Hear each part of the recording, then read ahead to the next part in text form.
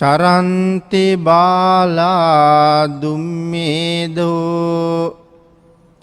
අමිත්තේ නේව අත්තනා කරුන්තා පාපකං කම්මං යං හෝති කටුකප්පලං තී.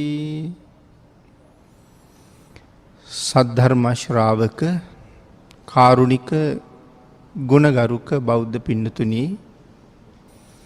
ධර්ම ශ්‍රවණයට කැමති ඔබ සියලු දෙනා වෙනුවෙන් ධර්ම දේශනාව සිදු කරන්න යොදාගත් මාතෘකා පාඨය තමයි මුලින් සිහිපත් කරන්නට යෙදුනේ ධම්මපද පාළියේ බාල කියන වර්ගයේ සඳහන් වෙන ගාථා රත්නයක්.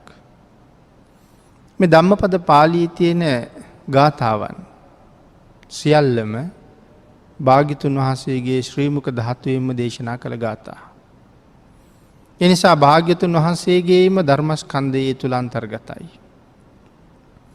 අපි අද ධර්ම මාතෘකාව බවට පත් කරගත්තේ චරන්ති බාලා දුම්මේදෝ අමිත්තේ නේව අත්තනා කරුන්තා පාපකං කම්මං යං හෝති කටුකප්පලං කියන ගාථා රත්නය. භාග්‍යතුන් වහන්සේ මේ ගාථා රත්නය දේශනා කළේ කුෂ්ඨ රෝගියෙක් අරමුණු කරලා. මේ කුෂ්ඨ රෝගියාගේ නම සුප්පබුද්ධ කියන කුෂ්ඨ රෝගියා. මේ ගාථාවේ සරල තේරුම භාග්‍යතුන් වහන්සේ සඳහන් කරපු ගාථාවේ සරලව අපි තේරුම සිහිපත් කළොත්, දෙලොව වැඩ නොදත් අඥානියෝ යම් පව්කමක් කරනවා නම් ඒකේ විපාක කොයි තරම්ද කියලා ඒගොල්ලෝ දන්නේ. යමෙක් පව්කම් කරන්න ඉදිරිපත් වෙනවා නම් එයා මේ තමන්ගේ දෙලොවම යහපත පිළිබඳව සලකන්නේ නැති කෙනෙක්. මං කරන්න හදන මේ ක්‍රියාව මොනතරම් භයානකද, කොයිතරම් බරපතලද කියන කාරණාව ඔහු සලකන්නේ නැතුවයි ඒ පව්කම් කරන්න ඉදිරිපත් වෙන්නේ. ඊළඟට සඳහන් කළා පව්කම් කරමින් සතුරෙකු වැනි වූ ආත්මයෙන් යුක්තව ඔහු හැසිරෙනවලු. එතකොට මේ තමන්ගේ ආත්මය, මේ ලබාගත් ජීවිතය ඔහු තමන්ට යහපතක් කර ගැනීම සඳහා නෙමෙයි යොදලා තියෙන්නේ. ඔහු තමන්ගේ ජීවිතේ පාවිච්චි කරලා තියෙන්නේ තමන්ට හතුරෙක් බවට පත් කරගන්න. තමාම තමාට හතුරෙක් බවට පත් වෙනවා. හැබැයි තමන්ට හතුරෙක් වෙනවා කියන එක බාහිර හතුරන්ට වඩා හරි භයානක වැඩක්. අපි මේ පිළිබඳව කරුණු ටිකක් සාකච්ඡා කරමු. අපේ බුදුරජාණන් වහන්සේ රජගහනුවර වැඩ ඉන්න කාලේ මේ සුප්පබුද්ධ කියන කුෂ්ඨ රෝගියා, එයාගේ ශරීරයේ පුරාම කුෂ්ඨ හැදිලා හැම වෙලාවෙම කසනවා. ඒ නිසා දිය වැක්කිරෙනවා. මිනිස්සු කැමති නෑ එයා ළඟට ගන්න. ගෙදර අයත් එයාට පිළිකුල් කරනවා. සමාජයට යනකොට සමාජය අයත් පිළිකුල් කරනවා. බණමඩුවට ගියහම බණමඩුවට එනවට කවුරුවත් කැමතිත් නෑ. ඒ නිසා මෙයා බණ අහන්නේ හැමදාම එළියට වෙලා. මොකද නිරන්තරයෙන් එයාගේ ශරීරයේ අර තුවාල වලින් දිය ගලනවා. බිබිලි කහනකොට කැඩිලා තෙත් වෙච්ච ඇඳුම් වලින් වගේ යුක්තව තමයි ඉන්නේ. ඒ නිසා කවුරුත් පිළිකුල් කරනවා. පිටපැත්තට වෙලා ධර්ම ශ්‍රවණය කළත් සුප්පබුද්ධ එක දවසක් සෝවාන් ආර්ය මාර්ග ඵලය ලබා ගත්තා. බොහෝම ශ්‍රද්ධාවන්ත කෙනෙක්. දැන් සුප්පබුද්ධට හිතෙනවා මම සෝවාන් වෙච්ච බව බුදුරජාණන් වහන්සේට කියන්න යන්න ඕනේ කියලා. ඒ වුණාට තාම ලං වෙන්න බෑ, මිනිස්සු ගොඩක් ඉන්නවා. මිනිස්සු සියලු දෙනාම භාග්‍යතුන් වහන්සේගෙන් ඉවත් වුණාට පස්සේ සුප්පබුද්ධ බුදුරජාණන් වහන්සේ ළඟට ගිහිල්ලා දන ගහලා වැන්දා. හැබැයි සුප්පබුද්ධ භාග්‍යතුන් වහන්සේ දකින්න යන්න කලින් සුප්පබුද්ධ බුදුරජාණන් වහන්සේ දකින්න යන්නේ තමන් ලබාපු උතුම් ඵලය ගැන භාග්‍යතුන් වහන්සේට කියන්න බව දැනගත්ත සක්‍ර දේවේන්ද්‍රයන් වහන්සේ කල්පනා කළා මම ගිහිල්ල සුප්පබුද්ධයන් පරීක්ෂා කරන්න ඕන කියලා. ආන්ගේ නිසා සක් දෙවිඳු හැටියටම අහසෙම ඉඳගෙන සුප්පබුද්ධයන්ට කියනවා ඔබ ලෙඩෙක්. ඔබ හරි දුප්පත් මිනිහෙක්. මම ලෙඩෙත් සනීප කරනවා. ඔබට ඇති තරම් ධන ධාන්‍යයක් දෙනවා. හැබැයි මම කියන දේ කියන්න ඕන කියලා. මොකද්ද කියලා ඇහුවා. සඳහන් කළා බුදුන් බුදුන් නොවේයි කියාපන්. දහම් දහම් නොවේයි කියාපන්. සංගුන් සංගුන් නොවේයි කියාපන් කියලා කිව්වා. සුප්පබුද්ධ මේ කතාව අහගෙන ඉඳලා කියනවා ඔබ කවුද කියලා ඇහුවා. මම සක්‍ර දේවේන්ද්‍ර කියලා කිව්වා. ආංගේලය සඳහන් කළා ඔබ සක්‍ර දේවේන්ද්‍ර වුණත් ඔබ මහා අඥානයෙක් බවයි මට පේන්නේ. ඔබට කවදාවත් බෑ මගේ කටින් ওই කතාව කියවන්න.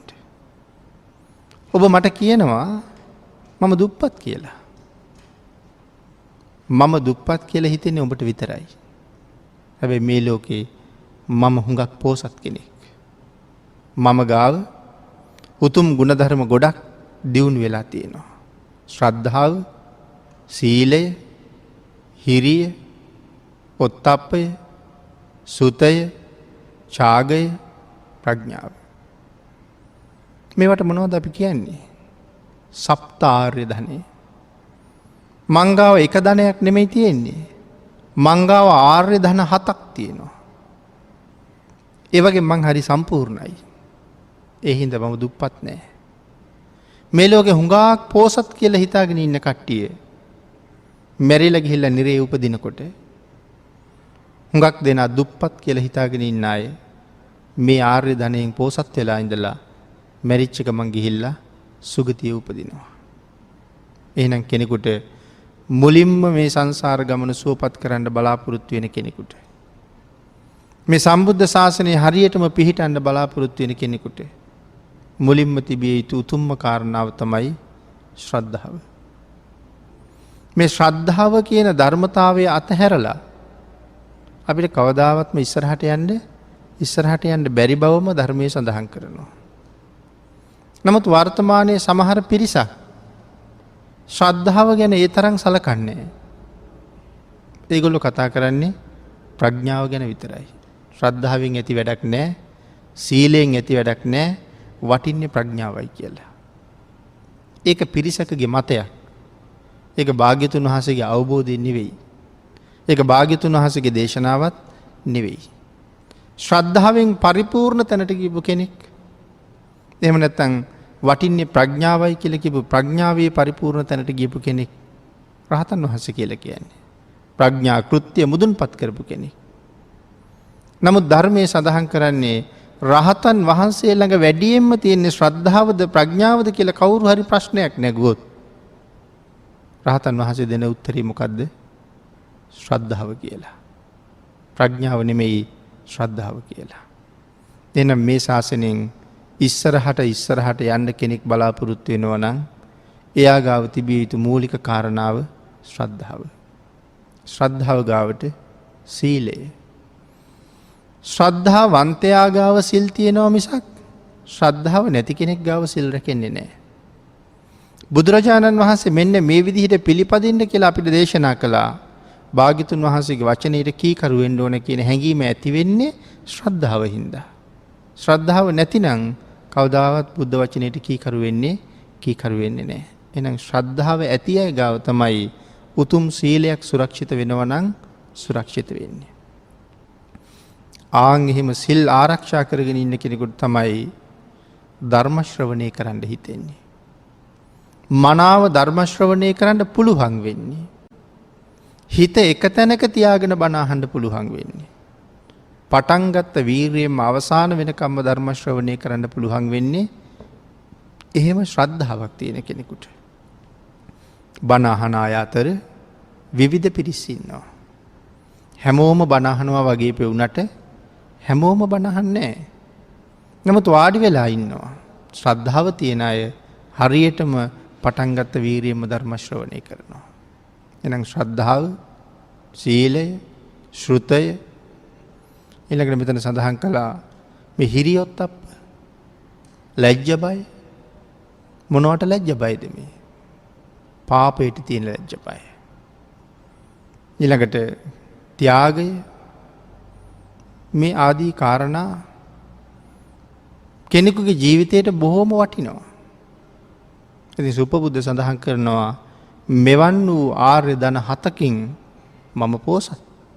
කොහොමද ඔබ මම දුප්පත් කියන්නේ? මේ කතාව අහලා හරි ප්‍රීතියටපත් වුණා සක්‍ර දෙවේන්ද්‍රයෝ. සුපබුද්ධ භාග්‍යතුන් වහන්සේ ගාවට යන්න කලින් සක්දෙවිඳු ගියා භාග්‍යතුන් වහන්සේ ළඟට. ගිහිල්ලා සුපබුද්ධ පිළිබඳව තොරතුරු හරි සතුටින් බුදුරජාණන් වහන්සේට සඳහන් කළා. භාග්‍යතුන් වහන්සේ සඳහන් කරනවා මහරජය, ඔබ වාගේ සක්‍ර දේවේන්ද්‍රවරු 100ක් ගිහිල්ලා කරුණු පැහැදිලි කළා. සුප්පබුද්ධගේ මතය වෙනස් කරන්න බෑ. සුප්පබුද්ධගේ කටින් කවදාවත් බුදුන් නොවේයි කියලා කියවන්න පුළුවන්කමක් ඇත්තෙම නෑ කියලා. එතකොට හරියටම බුදුන් සරණ ගියපු ශ්‍රාවකයා කවදාවත් භාග්‍යතුන් වහන්සේට පිටුපාන්නේ නෑ කියන කරුණයි මේ කියන්නේ. කිසිම හේතුවක් නිසා කිසිම බලවේගයකට මොනවා දෙනවා කියලා කිව්වත් තමන්ගේ සරණ බිඳගන්නේ නෑ කියන කාරණාවයි මෙතන සඳහන් කරලා තියෙන්නේ. ලෙඩෙත් සනීප කරන්නම් කිව්වා. බොහොම ධන සම්පතුත් දෙන්නම් කිව්වා. ඒත් බැරි වුණා බුදුන් නොවේයි කියලා කියවන්න. ඒක තමයි හැබෑම ශ්‍රද්ධාවන්තයාගේ හැටි. එතකොට මේ සුප්පබුද්ධ භාග්‍යතුන් වහන්සේ ළඟට ගිහිල්ලා එයාගේ කාරණාව කියලා සතුටු විය යුතු කතා කරලා කරුණු කියලා නැගිටලා යන්න ගියා. මොනවද මේ සතුටු විය යුතු කතා කියනවා කියලා කියන්නේ? ගියපු ගමම්ම මං ආවේ මොකටද කියලා කියන්නේ නෑ. බුදුරජාණන් වහන්සේ දන්නවා එන්නේ මොකටද කියලා එන්න කලින්ම. ඒ වුණාට අපේ යුතුයකම තමයි ගියපු ගමන් අපි කියන්නේ නෑ. කවුරු මුණ ගැහෙන්න ගියත් අපි ගියපු ගමන්ම අපි ගියපු කාරණාව කියන්නේ නෑ. ඒ නිසා අපි කතා කරන යම් කරුණු ටිකක් තියෙනවා. සුප්පබුද්ධත් භාග්‍යතුන් වහන්සේ ළඟට ගිහිල්ලා එහෙමයි. සතුටු විය යුතු කතා.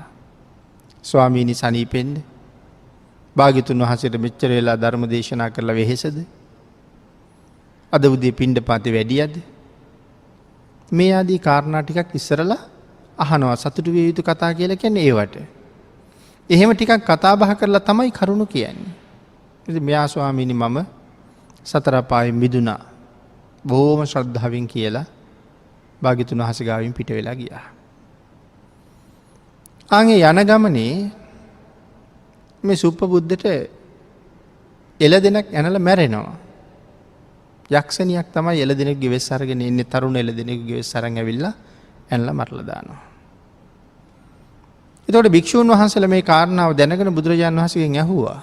ස්වාමීනි සුප්පබුද්ධ මග මැරිලා. සුප්පබුද්ධ කොහේ ඉපදුනාද? භාග්‍යතුන් වහන්සේ සඳහන් කළා සුප්පබුද්ධ තව්තිසාවේ උප්පත්තිය ලැබුවා කියලා. එතකොට ඇයි සුප්පබුද්ධ මෙහෙම මග මැරුණේ? මොකක් හරි කරුමයක් තිබුණාද? ඒ කාරණාවත් භාග්‍යතුන් වහන්සේ වෙනම විස්තර කරලා දුන්නා. මේගොල්ලෝ පෙර භවයක කාන්තාවක් මරණයට පත් කළා. තව කුමාරවරු 4 දෙනෙක්. බොහෝම ධනවත් ඒගොල්ලෝ. අනික් අය දන් දෙනකොට මේ ධනවත් කුමාරවරු මොනවද කරන්න කියලා කල්පනා කළා. එක එක්කෙනා එක යෝජනා කළා. අන්තිමට කෙනෙක් යෝජනාවක් කළා අපි නිදහස් තැනකට ගිහිල්ලා හොඳට රාරක්කු බීලා විනෝද වෙමු කියලා. ඒක හැමෝම අනුමත කළා. ගමේම අය ප්‍රදේශෙම අය දන් දෙනවා. නමුත් මේ ධනෙන් සියලු දෙනාට වඩා ඉහළම ඉන්න අය තමයි මේ යෝජනාව මේ සාකච්ඡාව කරන්නේ. අර රාරක්කු බීලා සතුටු වෙමු කියප එකට හැමෝම කැමති වුණා. ඒකට තවත් ටිකක් කෙනෙක් එකතු කළා අපි තනියම යනවට වඩා කාන්තාවකුත් එක්ක යමු කියලා. 4 දෙනාම මුදල් ගෙවන පොරොන්දුවට වෛශ්‍යාවක් තමයි මිලට ගත්තේ. ඇයට ආභරණත් අරගෙන දුන්නා. ඇඳුම් පැළඳුනුත් අරන් දුන්නා.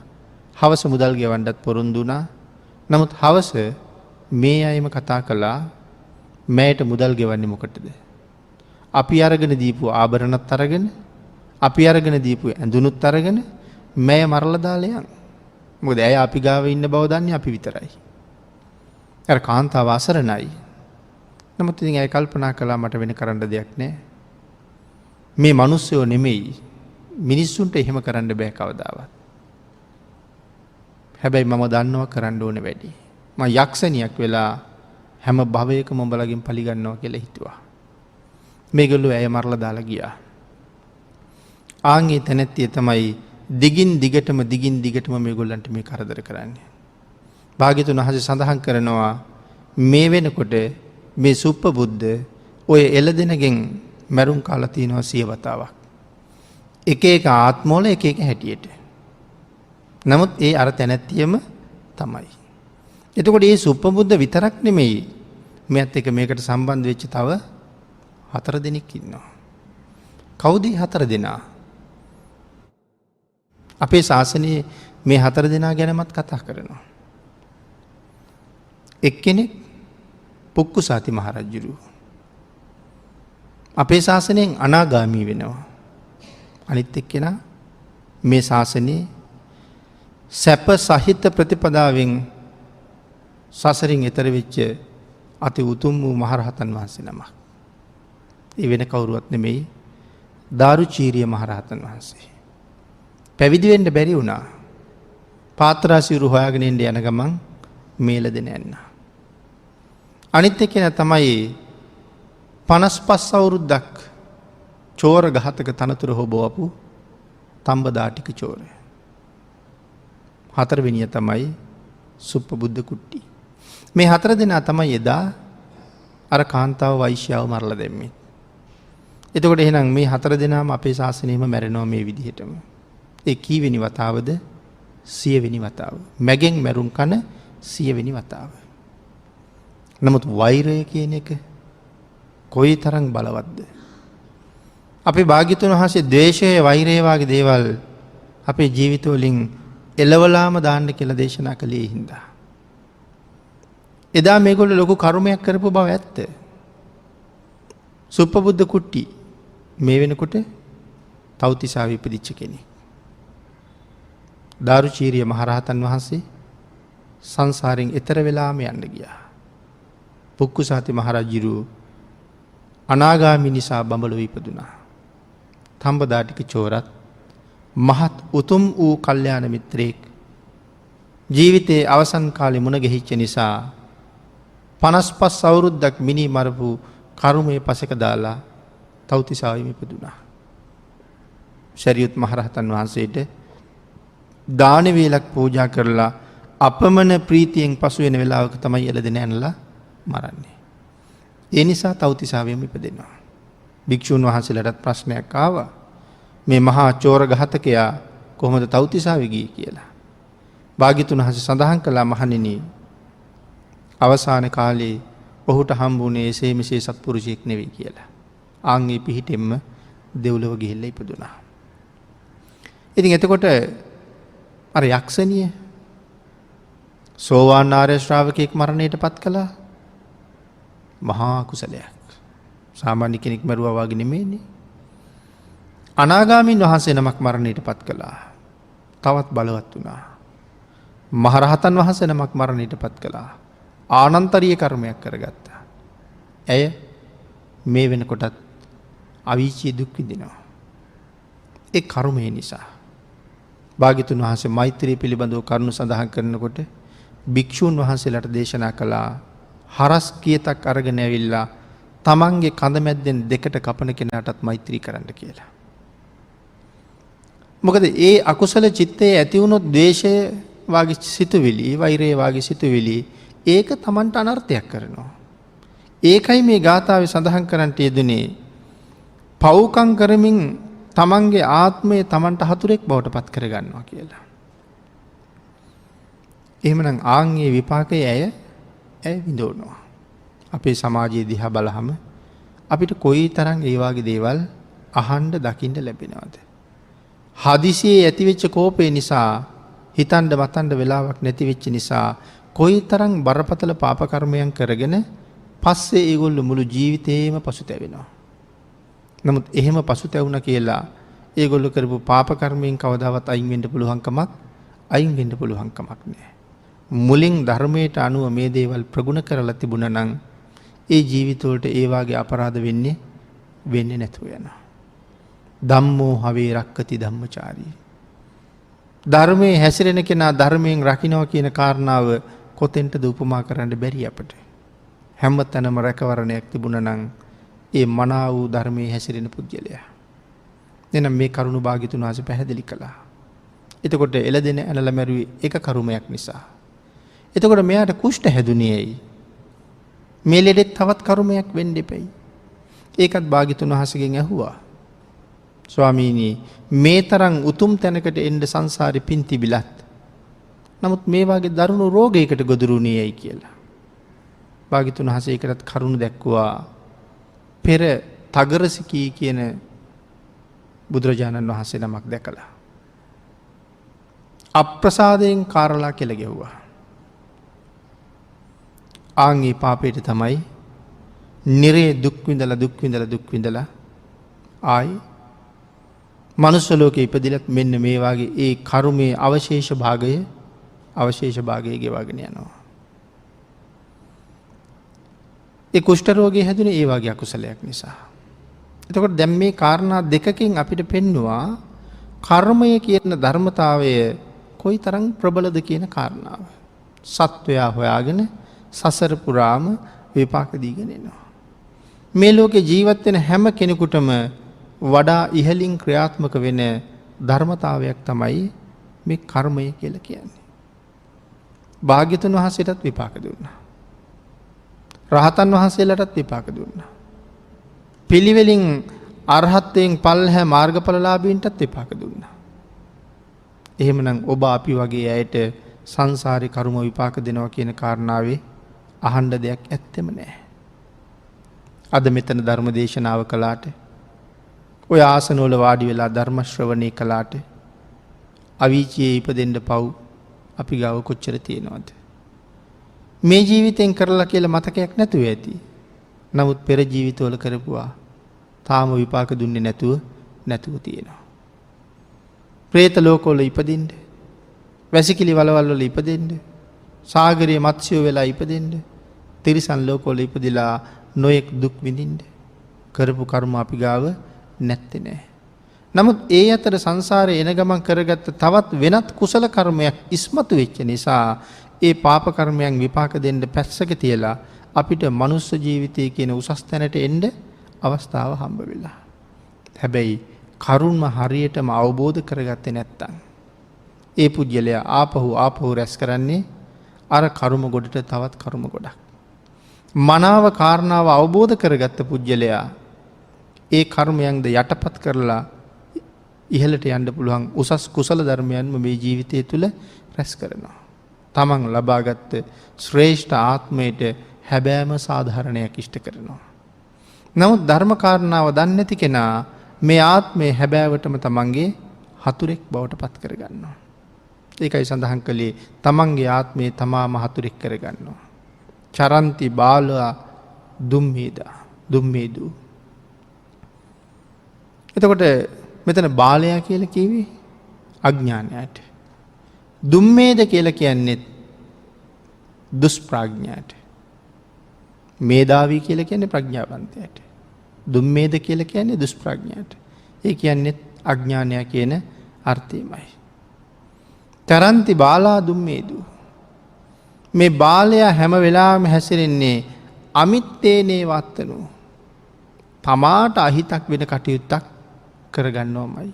තමන්ටම අහිතක් වෙන දේ. අපි සඳහන් කළා තමන්ගේ ආත්මය තමන්ට හතුරෙක් කරගන්නවා කියලා. අපි මතක් කළා තමන්ට හතුරු වෙන තරම් මේ ලෝකෙ වින කිසි කෙනෙකුට තමන්ට හතුරු වෙන්න බෑ කියලා. හිතලා බලන්නකෝ අපිට ඕන තරම් වෛරක්කාරයෝ හතුරක්කාරයෝ පලිගන්න බලාපොරොත්තු වෙන අය අපේ ජීවිත වටේට ඇති වෙනවා ජීවත් වෙන කාලේ. ගුණ පුරාගෙන යන අයටත් අකමැති අය ඉන්නවා. වැරදි කරන අයටත් අකමැති අය ඉන්නවා. ඔය කාටත් අපිට කරනවා නම් අයහපතක් කරන්න පුළුවන් ඉහළම දේ තමයි අපේ ජීවිතය උදුරගන්න එක. අපිව මරලා දාන එක. ඊට වඩා කරන්න පුළුවන් දෙයක් ඒ ඇයට ඇත්තේම නෑ. නමුත් තමන්ට තමන් හතුරෙක් වෙච්චහම ආන් ඊට වඩා දරුණුයි. දැන් හිතන්නකෝ අර හතුරට පුළුවන් වුණා අපි කවදාවත් අපායට තල්ලු කරන්න. പ്രേත ලෝකෙට තල්ලු කරන්න. තිරිසන් ලෝකෙට තල්ලු කරන්න. එයාලට ඒක කරන්න බෑ. මේ උපාදානස්කන්ධයේ තියෙන ප්‍රාණවායුව ඉවත් කරලා දාන්න මේක විනාශ කරලා දාන්න ඒගොල්ලන්ට පුළුවන්. ඒ වුණාට තමා විසින් තමාට හතුරෙක් වුණොත් මෙතනින් මේ කය ඉවත් වෙන මේ කයෙන් අපි ඉවත් වෙනවත් එක්කම අවීචයක ගිහිල්ලා උපදිනවා. වෙනත් නිරේක ගිහිල්ලා උපදිනවා. പ്രേත ලෝකෙක තිරිසන් ලෝකෙක ඉපදෙනවා. මැස්සෙක් මදුරුවෙක් වෙලා ඉපදෙනවා. කූඹියෙක් කෝඳුරුවෙක් වෙලා ඉපදෙනවා. මේ ඉපදිලා ඉන්න සියලුම තිරිසන් සත්තුන්ට මනුස්ස ජීවිතයක් තිබුණා කියන කතාව භාග්‍යතුන් වහන්සේ පැහැදිලි කරනවා. කූඹියා දිහත් බලලා කල්පනා කරනනේ එයාටත් මට වගේ මනුස්ස ජීවිතයක් තිබුණා. මදුරුවා දිහා බලලත් කෝඳුරුවා දිහා බලලත් ඒකම හිතන්න ඕනේ එයාටත් අපිට වඩා වගේ ජීවිතයක් තිබුණා. මහ පොළොව හාරන කොටත් පණුව හම්බ වෙනවා. අසූචි ගොඩවල් වලත් පණුව දකිනවා. කුණු වෙච්ච එළවලු පළතුරු වලත් අපි පණුව දකිනවා. ඒගොල්ලෝ අත අප්‍රසන්න ස්වභාවයෙන්ම ජීවත් වෙනවා. නමුත් ඒ හැමෝටමත් මනුස්ස ජීවිතයක් තිබුණා. නමුත් මට වගේම මනුස්ස ජීවිතයක් තිබිලා ඒගොල්ලෝ අද ඒ වාගේ තැනක ඉන්නේ ඇයි? සිල් තිබුණේ නැති නිසා. අපි අතන මුලින් කතා කළා ශ්‍රද්ධාව සීලය. එහෙමනම් ශ්‍රද්ධාව තිබිලත් නැහැ. ශ්‍රද්ධාව තිබුණ නැති හින්දා ජීවිතවල සිල් ගුණ දියුණු වෙලත් නැහැ. ආන් ඒ නිසා ඒගොල්ලෝ තිරිසන් ලෝකවල ඉපදිලා. ඊට අප්‍රසන්න ජීවිත ගත කරනවා. ඒකට භාග්‍යතුන් වහන්සේ මේ කරුණ අපිට පැහැදිලි කරනකොට මේ සීලය තමයි පුද්ගලයා ඊළඟට උපදින්නේ කොහෙද කියන කාරණාව තීරණය කරන්න කියන එක දේශනා කරලා තියෙනවා. සීලයෙන් තමයි තීරණය වෙන්නේ කොහෙද උපදින්නේ කියලා. සීලය හැර වෙනත් දාන ආදී බොහෝ කුසල කර්මයන් කරලා තිබුණත් ඒ දේවල් වලින් උපදින තැන තීරණය කරන්නේ නැති බවම භාග්‍යතුන් වහන්සේ පැහැදිලි කරනවා. එතකොට දාණයට පුළුවන් වෙන්නේ ඉපදුනාට පස්සේ ලැබෙන්නේ මොනවද කියලා තීරණය කරන්න. ගෙවල් දොරවල් හදලා දීලා තියෙනවා වෙන්න පුළුවන්. ආහාර පාන දන් දීලා තියෙනවා වෙන්න පුළුවන්. යාන වාහන දන් දීලා තියෙනවා වෙන්න පුළුවන්. වතු පිටි ඉඩ කඩන් දන් දීලා තියෙනවා වෙන්න පුළුවන්. ඒ හැම දෙයකම විපාකය අපිට එන්නේ කොහේ හරි තැනක ඉපදුනාට පස්සේ. කෙනෙක් ඒ වාගේ මහා පිංකම් ගොඩකුත් කරලා තියෙනවා. නමුත් සිල් තිබුණේ නැති නිසා එයා තිරිසන් ලෝකෙ ඉපදෙනවා. හැබැයි අර කුසලය ඍජුවම අපිට විපාක දෙන්නේ නැහැ තිරිසන් ලෝකේ. මොකද අපිට වාහනයක් ලැබෙන්න තියෙන කුසලයේ තිරිසන් ලෝකෙදී හම්බ වෙන්නේ නැහැ.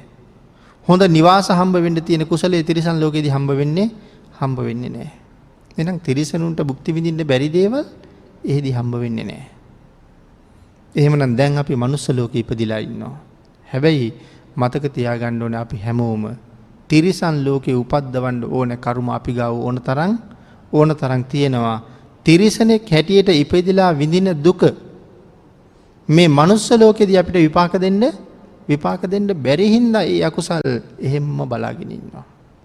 හැබැයි මෙතනත් අකුසල් රැස් කර ජීවත් වෙලා මෙහෙන් මැරිච්ච ගමන්ම අර අකුසලුත් එකතු වෙලා ආය සංසාරේ ආත්ම සමහරට කෝටි ගානකට ගොඩ එන්න බැරි වෙන්න මේක විපාක දෙනවා. අපි ඉන්නේ මහ ලොකු අනතුරක. එසේ මෙසේ සුළුපටු අනතුරක නෙමෙයි අපි ඉන්නේ. මහ භයානක අනතුරක් ළඟ ඉන්නේ. ආන් ඒ හින්දා වහ ඒ අනතුරෙන් එතර යන්නම කටයුතු කරන්න ඕනේ. හැම මොහොතකම ජීවිතේ සිහියෙන් කල්පනාවෙන් කුසලයෙන්ම පුරවන්න ඕනේ. හරියට කොයි වගේද ලැබුගින්නක් පැතිරිලා එනවා. අපිට ආරංචි වෙනවා එහා ගමත් ලැබුගින්නට බිලි වුණා, ඊළඟ ගමත් ලැබුගින්නට බිලි වුණා, අපේ ගමටත් ලැබුගින්න ඇතුල් වෙලා දැන් ගම පටන් ගන්න තැන තියෙන ගෙවල් දවාගෙන එනවා. තාමත් අපි අපේ ගෙදරට වෙලා ඉන්නවද? නෑ. අපිත් යට වෙන බව දන්න නිසා ගෙදරින් බැහැලා ගින්නට ප්‍රතිවිරුද්ධ පැත්තට අපි වේගෙන් යන්න තමයි උත්සාහ කරන්නේ ගින්නෙන් බේරෙන්න. වෙනතුනි මේ සංසාරේ අපි රැස් කරගත්ත කර්ම ප්‍රවාහයත් මහ ලැබුගින්නක් වගේ. අපි අද මෙතන වාඩි වෙලා හිටියට පෙර අකුසල කර්මය මේ වෙනකොට ටික අපිට ලං වෙවි ඉන්නවා. ඒ කාරණාව ගැන හිතන්නේ නැතුව අපි තාමත් මෙතෙන්ට වෙලා රැස් කරන්නේ අකුසල්ම නම් අපි කරන්නේ ඒ කර්ම ප්‍රවාහයෙන් ප්‍රතිවිරුද්ධ පැත්තට යන එක නෙමෙයි. අපි ඒ කර්ම ප්‍රවාහයේ පැත්තට දුවනවා. ලැබුගින්න එන්නේ නැති පැත්තට දුවනවා නෙමෙයි. දැන් අපි ඔක්කොම කරන්නේ ලැබුගින්න පැත්තට දුවනවා. ආන් එහෙම වෙනවා මෙතෙන්ට වෙලා හරියට කරුණු අවබෝධ කරලා ජීවිතේ කුසල් රැස් කරගත්තේ නැත්තම්. ඒ නිසා එහෙම වෙන්න දැඩි දුක් විපාක වලට ජීවිතේ ලක් වෙනවා. ගින්නට ලං වෙන්න අපිට ගිනිසර හොඳටම දැනෙනවා. ගිනිසර දැනි තමයි අපි පිච්චෙන්නේ. එහෙනම් මේ ජීවිතේ කුසල් නොකර අකුසල්ම කර ඉන්න ජීවිතයේ අවසාන කාලේ වෙනකොට ඒව අපිට ගොඩාක් බලපානවා. ඒ නිසා අපි ගොඩාක් විඳවනවා. ඒ නිසා අපි ගොඩාක් දුක් විඳිනවා. බොහෝ වේදනාවන්ටපත් වෙනවා. ආන් ඒ නිසා මෙතන සඳහන් කළා කරොන්තෝ පාපකං කම්මං යං හෝති කටුකප්පලං. යමෙක් කරගත්තා වූ පාප කර්මය ඔහුට ඊටාම කටුක වූ අත්දැකීම් තමයි අත්පත් කරලා දෙන්නේ. මේ ජීවිතේ දුකකටපත් වෙනවා. අපි කරන හැම කර්මයකින්ම කොටසක් මේ ජීවිතෙන් විපාක දෙන්න බොහෝ වෙලාවට බලපානවා. ඒකෙන් වැඩි කොටසක් මරණයෙන් පස්සේ විපාක දෙනවා. යම් කෙනෙක් නිරයක වැටුනොත් ආයුෂ ප්‍රමාණය මෙච්චරයි කියලා සීමා කරන්න බැරි තරම් බොහොම දුක්ඛදායකයි. අපේ බුදුරජාණන් වහන්සේ නම් කෙනෙක් නිරයට යනවට කැමති වුණේම නැහැ. ඇයි? ඒ නිරා දුක ඒ තරම්ම භයානක නිසා. ඒක වචන වලින් වචන කරලා කියන්න අපිට තේරෙන්නේ නැහැ. අපිත් මේ නිරේවල දුක් විඳපු වාර අනන්තයි අප්‍රමාණයි. නමුත් ආයේ එහෙන් නිදහස් වෙලා මොකක්ද කුසල කර්මයකින් මෙහාට ආපු නිසා ඒ තැන් වලින් නිදහස් වෙලා මැරිලා ඇවිල්ලා මෙහෙ ඉපදිච්ච හින්දා අපිට නිරේ විඳපු දුක් කන්දරාව මතක නැහැ. නමුත් භාග්‍යතුන් වහන්සේ ඒක හොඳට දන්නවා. ඒ නිසායි කැමති උනේ නැත්තේ කෙනෙක් නිරේට යනවට. හරියට නිකන් අපි සමහරලාට දකින්න ඔය ගිනි කඳු වගේ දේවල් ක්‍රියාත්මක වෙනකොට ලාවා උණු වෙලා පැහෙන හැටි අන්තර්ජාලයේ මොන තරම් අපි ඒව දකිනවා.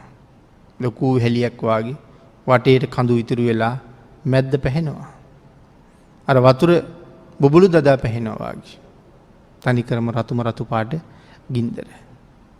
ඒක දිහා බලාගෙන කෙනෙකුට කල්පනා කරන්න පුළුවන් වුණොත් මේක නිරේද කියලා. ඒක නිරේ නෙමෙයි. ආන් ඒ ලාවා හැලියේ ලාවා වල මොන තරම් බිහිසුණුද? ආන් ඒ වාගේ 100,000 ගුණයකින් බිහිසුණුයි නිරය. කෙනෙක් නිරයෙන් බේරගන්න ඉන්නකොට තව කෙනෙක් නිරයට යනවා වෙන්න පුළුවන්. හැබැයි භාග්‍යතුන් වහන්සේ නිරයට යන කෙනා බේරනවට වඩා අනික් කෙනා නිරයෙන් නිදහස් කරන්න කටයුතු කළා. නිරයට යන්න බොහෝ පව් තියන අය බේරගන්න කටයුතු කරනවට වඩා බේරෙන්න පින් තියෙන කෙනා බේරගත්තා.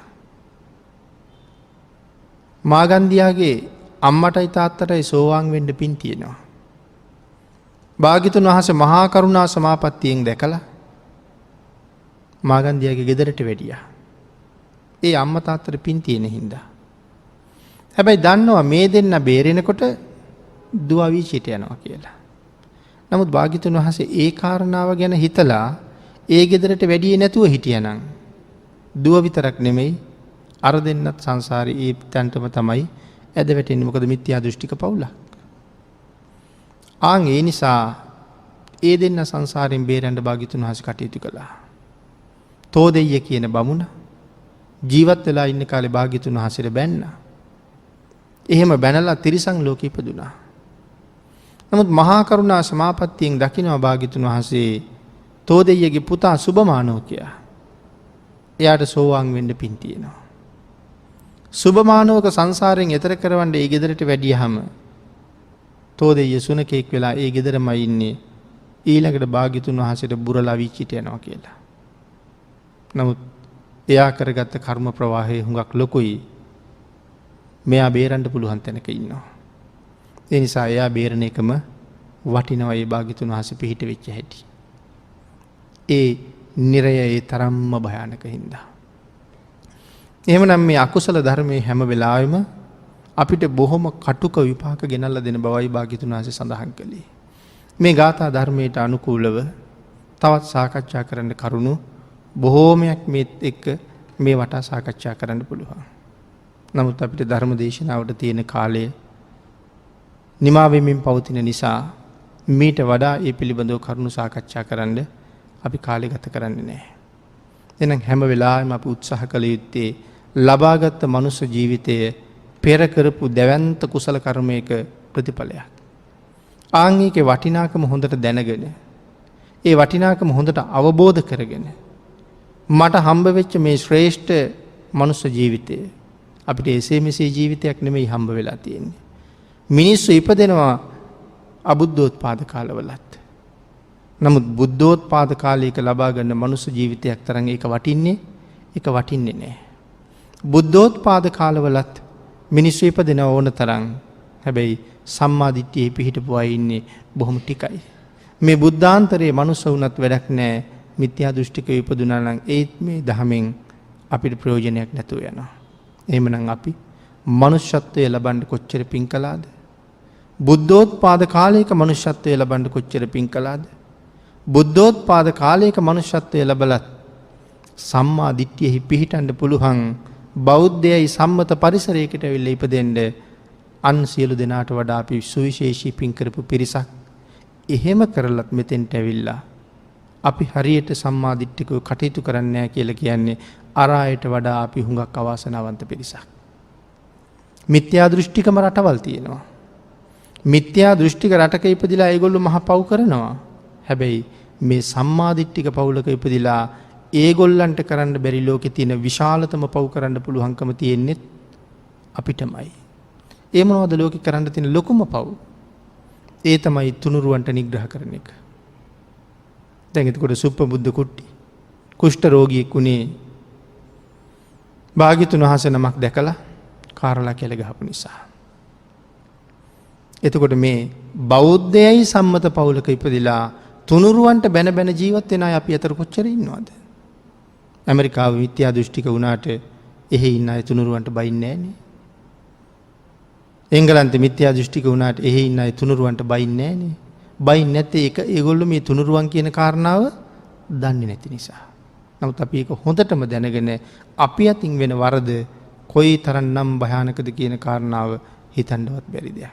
ආන් මේ කරුණු පිළිබඳව දැනගෙන අවබෝධ කරගෙන තුනුරුවන්ට පූජා කරපු උතුම් වූ ජීවිතයකින් යුක්තව බොහෝ කුසල් රැස් කරගෙන බොහොම සතුටු සිතින් යුක්තව මරු වැළඳ ගන්න පුළුවන් අවස්ථාවක අපි ඉන්නවා.